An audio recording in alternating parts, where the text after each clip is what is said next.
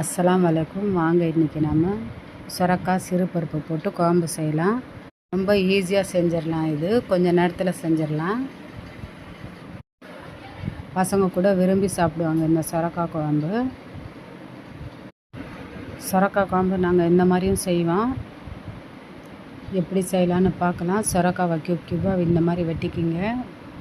Case on பண்ணுங்கள். Case on பண்ணி குழம்பு சட்டி வைங்க. குழம்பு சட்டி சூடானதும் உங்களுக்கு எவ்வளோ தேவையோ அவ்வளோ எண்ணெய் போட்டுக்குங்க. எண்ணெய் சூடானதும் வெங்காயம் வெட்டி வச்சுருக்கோம் இல்லையா, அந்த வெங்காயம் போடுங்க. வெங்காயம் போட்டு நல்லா வதக்குங்க. இதில் நாம் இறாவும் போட்டுக்கலாம், ஹைமாவும் போட்டுக்கலாம். இதில் நான் இன்றைக்கி போடல. இந்த குழம்பு சாப்பாட்டுக்கும் நல்லாயிருக்கும், சப்பாத்திக்கும் நல்லாயிருக்கும் இந்த குழம்பு. வெங்காயம் நல்லா வதக்குங்க.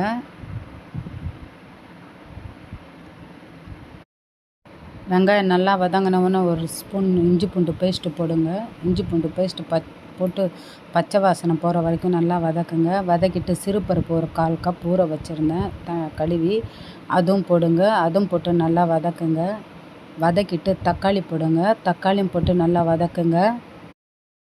ஒரு ஸ்பூன் உப்பு போடுங்க. உப்பும் போட்டு நல்லா வதக்குங்க. பச்சை மிளகா, கொத்தமல்லி எடுத்து வச்சுருந்தோம் இல்லையா, அதுவும் போடுங்க. அதுவும் போட்டு நல்லா வதக்குங்க. சுரக்காய் கியூபாக வெட்டி வச்சுருந்தோம் இல்லையா, அதுவும் போடுங்க. அதுவும் போட்டு நல்லா வதக்குங்க.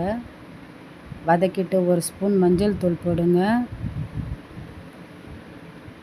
இந்த குழம்பு நல்லா மிக்ஸ் ஆகணும், சுரக்காய் மசாலா கூட, அப்போ தான் நல்லாயிருக்கும். ஒரு ஸ்பூன் மிளகாத்தூள் போடுங்க. ஒரு ஸ்பூன் தனியாத்தூள் போடுங்க. போட்டு நல்லா வதக்குங்க. வதக்கிட்டு 2 கிளாஸ் தண்ணி போடுங்க. தண்ணி போட்டு மூடி வச்சுருங்க.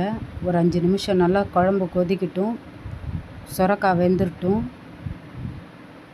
என் சேனலை சப்ஸ்கிரைப் பண்ணுங்கள், லைக் பண்ணுங்கள், வாட்ச் பண்ணுங்கள்.